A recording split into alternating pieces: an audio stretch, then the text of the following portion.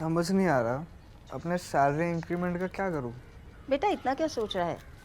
अपने mutual funds के SIP का टॉप अप करा ले। This is the right time. क्या? समझ में नहीं आया। बेटा इतना क्या सोच रहा है? अपने म्यूचुअल फंड्स का एसआईपी टॉपअप करा ले। This is the right time. अब समझा।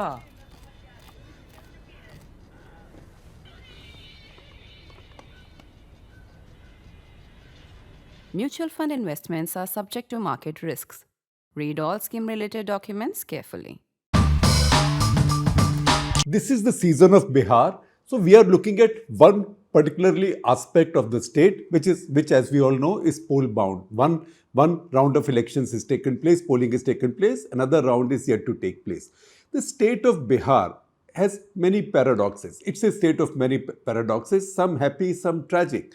So the news on Bihar's economy has everything: the good, the bad, the worse, and unfortunately some bit of ugly as well. In fact, some of all parts ends up being a little bit on the ugly side. Let me give you the good news first. Now, where do I have the data from? I have data with the help of N.K. Singh, former chairman of Finance Commission, and also in granular detail, growth data, etc., also of other states, rest of the country, the trends from Vidisha Bhattacharya, who's our economics columnist.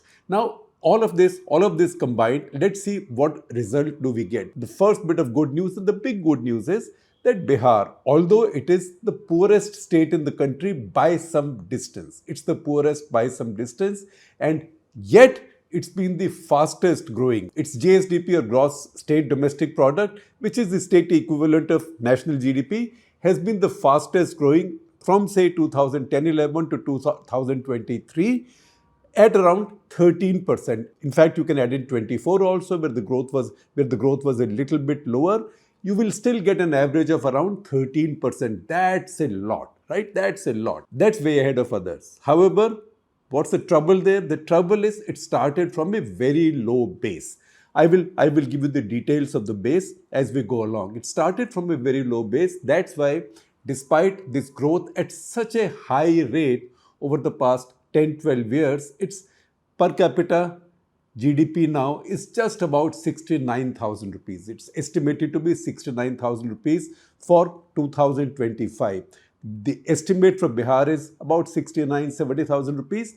The estimate for all of India, and I'm now simply using the IMF estimate for Indian GDP of $2,818 for this year, that comes to 2,49,000 something, let's just say 2,50,000 rupees. What does that do to Bihar?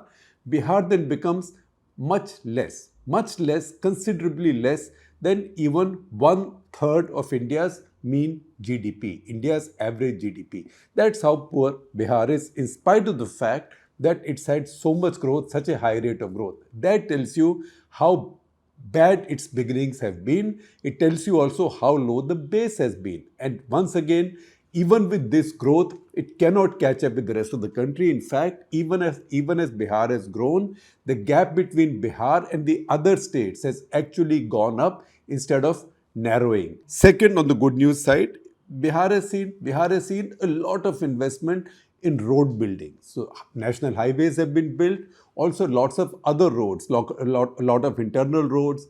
Money has gone into state highways, money has gone into rural roads. All of that has brought in investment from outside, mostly state investment, government investment from the center, but that has improved infrastructure in the state. That has also added to the growth of services in the state, growth of services and growth of some manufacturing. That's another very important part to which we will come. Now, this is the first year, 2024-25, and I have it from NK Singh.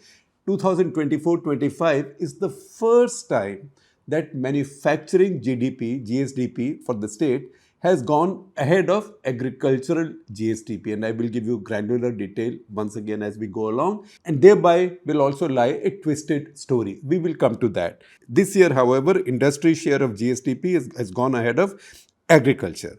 Then new economic and industrial clusters are being planned. Bihar is bang in the middle of Amritsar, Kolkata, industrial corridor that's in the works now, and there is going to be a big Gaya node set up, but that will be in the future. Then good news in Bihar. Good news in Bihar was seen as bad news earlier, but now the entire world wants more babies, not fewer babies. Even Mohan Bhagwat, the RSS chief, says every family must have 3 babies. No, hum do, hamare do anymore. So far, Bihar has been producing more babies than any state in the country. In fact, as many other states have gone below replacement level, other states are coming close to replacement level. Bihar still continues to grow. Population continues to grow at a higher rate than the rest of the country. So Bihar has, for a large state, Bihar has the highest total fertility rate for any state in India. As a result, while India's mean age is 29 years, India is a very young country, 29 years. China would be now about 39 years. India is about 29 years, 28 and a half to 29 years. Bihar is 25 years. I'm saying all this at the same time. I have the feeling at the back of my mind, and also regret at the back of my mind, that a lot of our analysis right now is sort of a little bit in the air, based on estimates, simply because since 2011 there hasn't been a census. So where is the data coming from, particularly on population? We have other sources, for example, National Family Health Survey. So National Family Health Survey 5 has come out. That gives us an idea of total fertility rate. And Bihar has held its caste census in 2023. That gives you an idea of Bihar's population and other details as well. So we have to mine from all of these places, and I promise you, I'm not going to chat GPT or Grok to mine all of this for me. This is what either my colleagues have done or I have done myself. With this average age of 25, Bihar has an opportunity because it has a lot of employable age. Again, the bad news, one side of the coin is Bihar has a lot of employable young people. The flip side of the coin is that most of them are not very well qualified. In Bihar, literacy rate has really gone up. From a time when it was in lower 20s or even lower than that, today Bihar's literacy rate has gone upwards of 70%. It will be about 73, 74%, which is great news. And that is also leading to the decline in Bihar's birth rates. Not as much as in the other states in the country, but yet Bihar is seeing a decline. At the same time, the dropout rate in Bihar, the school dropout rate around class 9, 10 is very high. And that's why these young people who come out of school, they are literate, but they are not ready to go up the job value chain. So they go to cities, they go to Mumbai, they come to Bangalore, Surat. Surat now has a very large number of Bihari laborers. About 8 lakh Bihari migrants are working in Surat because it's a big industrial cluster with a lot of manufacturing, which requires low qualification and low skill and low paid labor. So Bihari labor is going to all of these states. It's got the age advantage, but it doesn't have yet the education advantage. So that dropout rate is a big bummer for Bihar.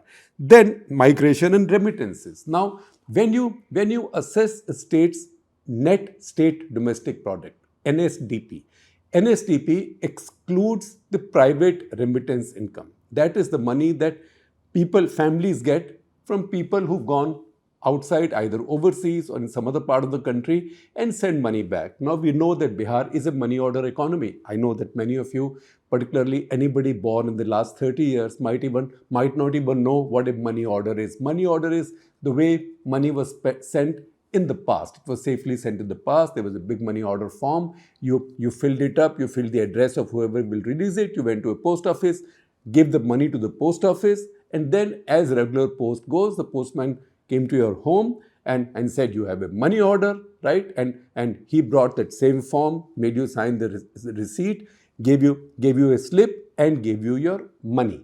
That is how the metaphor money order economy came in. Now, of course, it's transferred mostly by UPI.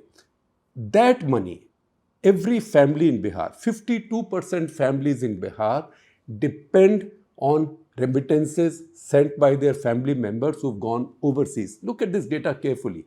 7.2% of people of Bihar, 7.2% of Bihar's population is living in other cities.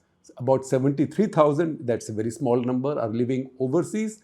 The rest are living in other cities and working, and in most cases sending some money back. 7.2% of almost 14 crore estimated population comes to about 1 crore of people. So that is the reason in whichever big city you go, you find large Bihari populations. And that's also the reason why Chhath Puja has now become like a national festival. It's a festival observed almost across the country, particularly in the big cities where a lot of Bihari population lives. So about 1 crore of people from Bihar, or 7.2%, are working across the country. They are not in the state. 52% households, I told you, depend on remittances, and average remittance that a family gets in Bihar is about 35,000 per year. Now, see all this, I will give you another bit of what looks like good news. When I read N.K. Singh's article in the Indian Express, and it so happened that when I was coming back from Patna, NK and I were on the same flight, so we chatted on the flight. And a fact that jumped out at me from his article was that Bihar has a revenue surplus of 0.8%, equal to 0.8% of GSDP. I said, how does that happen? How can a state as impoverished as Bihar have a revenue surplus? Now, questions came up that for a state to spend, there also has to be absorptive capacity. However, again, there's a flip side. The flip side is, where is that revenue coming from? Whatever revenue Bihar gets, just around 25%, I will give you precise figures as I run through them, only about 25% is Bihar's own state income that it generates. Otherwise, Bihar has very little other income. From taxes, it's about 25%. And there are some other incomes. The government might sell some land, etc. That's about 4% or so. The rest is just money received from the central government, either directly or fiscal transfers, your share of national taxes, or through central schemes. The reason Bihar continues to be revenue surplus in 2023, it had 20,000 crores unspent. Last year, it had even more. The reason that happens is that the state's ability to spend, the governance is still poor, the state's ability to spend is inadequate, which might be called, in sort of most formal Sarkari language, absorptive capacity. So the money is available, but you are not able to spend it. That's why money that comes in for many yojanas and schemes also goes back unspent. That is the reason. I told you the good news is that Bihar has a revenue surplus. The bad news is that surplus is because it's not able to spend the money it's getting, and also because most of this money it is not earning. A little health warning, this is the basic revenue calculation. This does not take into account the interest that the state has to pay on its borrowings. Once that comes in, that is when you get your fiscal deficit of a certain percent, which is left of the decimal, not right of the decimal. This year estimated to be 3%. So interest for every Indian state, also Government of India, central government, is a big head of income, is a big head of outgo, because everybody is borrowed. All states have borrowed, the center has borrowed, all this debt has to be serviced. Now, at the same time, Bihar's financial management is not poor. It has improved lately. Right now, for 25-26, its fiscal deficit is estimated to be 3%, which is a little bit below the national average, if at all. But the preceding years have been quite bad. 24-25, fiscal deficit was 9.2%. Again, money comes from the center. 23-24, 4.2%, and 22-23, 6%. So in most years, it's been higher than the national average. However, this year, it seems to be in better control. At least that's the estimate, because this year is still a long way to go. Now see some of the other things about Bihar. You know that it's the poorest state in the country. How poor, and how does it compare with the other states? So we are choosing a simpler method, and I am relying now on a bunch of reports and documents. So one is Bihar Economic Survey, Bihar Government's Bihar Economic Survey 2024-25, and it has a chapter on relatively prosperous and impoverished districts. That's an important one. Second is the EAC, Economic Advisory Committee to PM, EAC PM Working Paper number 31 of 2024, which talks about relative economic performance of states from 1961 to 2023-24. That's a 62-year balance sheet with comparisons. And third is the Niti Aayog paper titled Macro and Fiscal Landscape of the State of Bihar 2025. These three are authentic documents that we are relying on. So use a simple method, and that method is per capita NSDP, net state domestic product of Bihar as a percentage of the national average. So if India's per capita GDP is 100 rupees, what is Bihar's, and see how it moves, and that tells you a stunning story. It'll be available in a graphic also on your screens. 1960-61, Bihar had 70.3% of national average. So if average Indian, the mean Indian was, or the mean income in India was 100 rupees, the mean income in Bihar was 70 rupees. Not too bad. Jharkhand was a part of the state. Jharkhand had some mining and industry. Jamshedpur was there after all. It was 70.3%. Not so bad. Bad, but not so bad. 80-81, 20 years later, what happens? Within 20 years, it has dropped to 50%. How has that happened? Because Jharkhand is still with Bihar. That industry, mining is still there with Bihar. That gap has built up because other states have moved on, whereas Bihar itself has declined. So what was 70% of the national average in 20 years became 50% of the national average, which means other states, particularly Maharashtra, some other coastal states, those are the ones that grew, and obviously Punjab also, Punjab, Haryana, Western UP, which contributed to UP, larger UP GSDP, those states all grew much faster. So this 20% gap built. It was 70% of the national average. 20 years later, 80-81, it became 50% of the national average. 1991, go 10 years ahead, it now becomes 46.9% of the national average. By this time, it is the lowest in Eastern India. It's not the lowest in the country because I'm sure by then, even states like Odisha, probably some states in the northeast would have been even poorer than this. But all of them caught up in subsequent years. Then what happens? 2001, right? I'm jumping another 10 years. When you come to 2001, then the state has been bifurcated. Then Jharkhand has been formed. So let's take that out and then see what is the percentage that the state's average income is of the national average. It is not the total income. So don't say, oh, Jharkhand's gone away, so the GDP is declined, GSDP is declined. We are not looking at the full GSDP. We are only looking at averages. So people left behind in Bihar, or minus the people who went away with Jharkhand because that was a smaller population. The average for Bihar, it is now 31.2% of the national average, which means an average Bihari now is earning less than 1/3 of the national average. 2010-11, 2005, Nitish comes to power, things begin to change. 2010-11, Bihar has gone to 35.4%. It's gone up 35.4% of the national average. Now, to get an upside of 4 percentage points, 4.3 percentage points over national average means you have done very well, because by this time national GDP is very large. It means that Bihar has done very well. It did very well between this period, particularly from 2005 to 2010.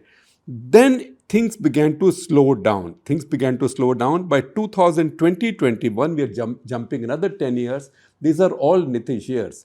By 2021, Bihar has come to 33.1% of national GDP, which means it's stable, but it's slowing down. In 23-24, for which data is available, it is now at 32.8% of the national GDP. It has declined. All of this data from the EAC PM report. By this time, Bihar has become firmly the poorest state in the country. Looking at absolute growth tells us where we had started, where Bihar had started. I told you earlier that Bihar has had a lot of growth, but it started, albeit from a very low base. So what is the base? And all of this is in today's prices, current prices. So don't say I said 21,000 in 2011, that will be worth 42,000 now. No, not that. These are all in constant prices, in current prices. 2011-12, Bihar's average income was just 21,750 rupees. That is on today's rupee value, current value, 21,750 rupees. By 2015-16, it became 30,000 404. By 2019-20, it became 44,175. So you can see it's growing fast now. 2020-21, it had declined a little bit because of the COVID year. It was 42,128. And then by 23, it came to 53,478. Right? Today, we are looking at an estimate of 69,000. So it is true that in these 14 years, Bihar's average income has more than tripled, which means it has had a very high growth rate. At the same time, you can see what a low base it began from. And that is where you can see, and I gave you the data earlier, that compared to the other states and compared to the rest of India, while Bihar has been growing, the gap between Bihar and rest of India has been expanding. Bihar is still being left behind, and one of the reasons is Bihar has almost no industry. Then you will say, how come? You just said that this is the first year that industry outpaced agriculture in its share of the GSDP. I will unravel that riddle also for you in just a minute. We are looking at CAGR, which is compounded annual growth rate. In CAGR terms, between 1991 and 2000, that was the social justice era, Lalu's heyday, social justice era, Bihar grew by 2.8% CAGR. 2000 to 2010, half of which is under Nitish now. Now Bihar grew by 7.2%. So this was a real turnaround. 2011-23, that's the figure I had used earlier to set this episode up. It is 13.4%. And then you see other changes that have taken place. In 1991, the share of agriculture in Bihar's economy was about 45%. In fact, 48.98%. You will see this data on your screen, 44.98%. 2000-2001, it became 37.72%. So the share of agriculture in the state GSDP is declining. 2010-11, it's come to 21.99, say 22%, right? 22-23, it came to 18.19%. Now it's estimated to be about 16%. Now you will say, all right, 16% is about the same as the national average of which agriculture has a share of the national GDP. The difference, however, is how many people are employed in agriculture. So nationally, you might say 40-45% are still employed or underemployed in agriculture. In Bihar, 80% are employed in agriculture. What that means is 80% people are producing only 16% of the state's economy. That tells you how poorly employed they are and how little they are earning. And see what's happening under other heads. Industry was 12.43% of Bihar's GSDP in 1991. It remained about the same 10 years later. 10-11, by 2010-11, because Nitish had already ruled for 5-6 years, it had come to about 19%. Today it's about 21%. Again, very little. What has grown instead is services. Services of 42.49% in 1991. Now it's 60.64%. And when you say services, these are not services with people of Bihar or the economy of Bihar is sending to other states. This is because a lot of money is coming in from the center. Highways are being built, roads are being built, construction is taking place. Also it's workers who have gone outside, they are sending money home. Money has come in from central government under PM Awas Yojana. That's the reason you see a lot of construction in Bihar. All of these activities create very few jobs. That is also the cause of Bihar's massive unemployment and underemployment problem. Bihar has gaps in sectoral growth. You can see some sectors have grown, some have not, and also in employment generation. And that's the reason rural unemployment particularly has gone up greatly. Now, within India's poorest state, who's the poorest and who's the richest? Or maybe who's the poorest or who's the least poorest or who's the least poor? Because there's really no rich district in Bihar. So once again, we have data for districts, and we pick it up from Bihar Economic Survey 2024-25 under the chapter, as I mentioned earlier, relatively prosperous and impoverished districts. Prosperous, however, is a misnomer. Good news again, or not such bad news. The districts which are called prosperous: Patna, Patna has a per capita GDP of 1,21,000. This is in 2023. 1,21,396. Then second is Begusarai, 49,064. Third is Munger, 46,795. You can call them the most prosperous districts. I will call them the least poor districts. Now, which are the most poor districts, the poorest districts? So again, look at the north of Bihar and look at that entire heavily populated zone, multiple districts bordering Nepal there. That is where the deepest poverty lies. Look to the east and west of Champaran, for example. That's where the deepest poverty lies. The poorest district is Shivhar with a per capita income of 19,561. 19,561.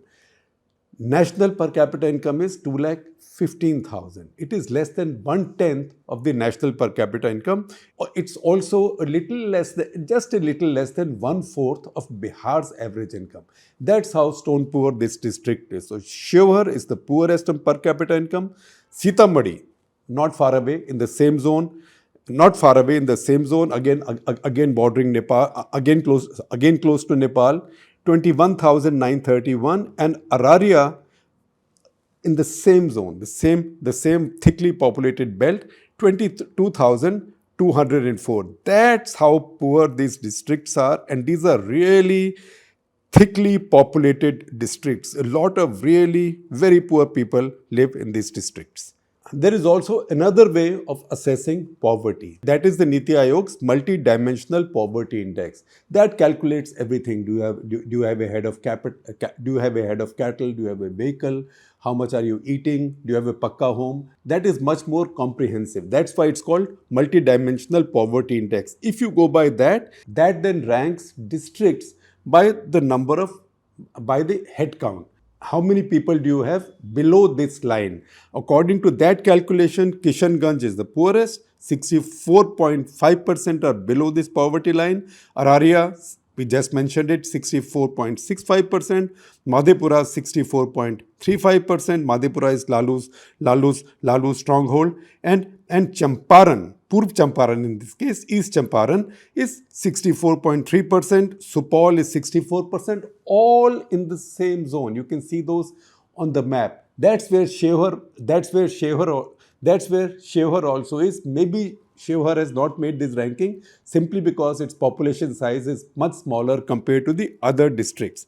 As I told you earlier on, that Bihar is at this point revenue surplus. But I had also mentioned a qualification with that to you, that most of Bihar's income actually is what the center gives it. So see the basic split, and this data is from PRS, Parliamentary Research Service, and also from CAG reports.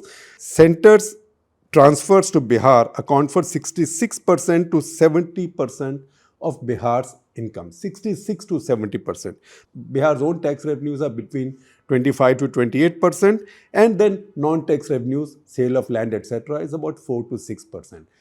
This tells you that the state actually has very little economic activity that it can tax, and whatever income the states predominantly get their income either from putting a cess on fuel or from liquor. Bihar has also banned liquor. So at least formally, Bihar's liquor ban is total. Even in Gujarat, you can go to a shop, get a permit, say that a person can claim to be an alcoholic and get a permit and still buy liquor. In Bihar, no such thing is possible. In Bihar, you will be sent to jail even if you were carrying an empty bottle of liquor with you. When you check into a hotel in Bihar, you have to sign an undertaking that you are not carrying any alcohol, you will not drink any alcohol while you are in the hotel, while you are in Bihar, etc., etc. It has a very tight prohibition, which means even that source of revenue is now gone. It's not as if alcohol is not available in Bihar. Prohibition has not worked anywhere in human history. It's all illegal, it's all gone underground, and Bihar itself has very little revenue of its own, and yet it's revenue surplus because it's not even able to spend what it gets. Thereby lies Bihar's real tragedy, that's poor governance. And then there are other aspects of this poor governance. For example, Bihar has too little urbanization. There is Patna, Muzaffarpur, Bhagalpur, Gaya, Purnia. Very little urban areas. 88% of Bihar's population lives in rural areas. The highest rural population in the country. UP has a bunch of cities, in fact, sizable cities, Allahabad, Kanpur, Lucknow, Gorakhpur, etc., etc.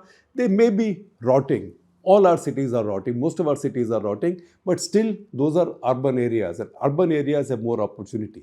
Bihar is not urbanized. That is Bihar's problem. And then Bihar has the curse of floods which follow it. Those are environmental reasons. And finally, the migrant money that comes into Bihar, it's good for the families, but it does not create any jobs. But it does not create any jobs. That is the trap that Bihar is caught in. Unfortunately, in this election, this isn't quite the issue.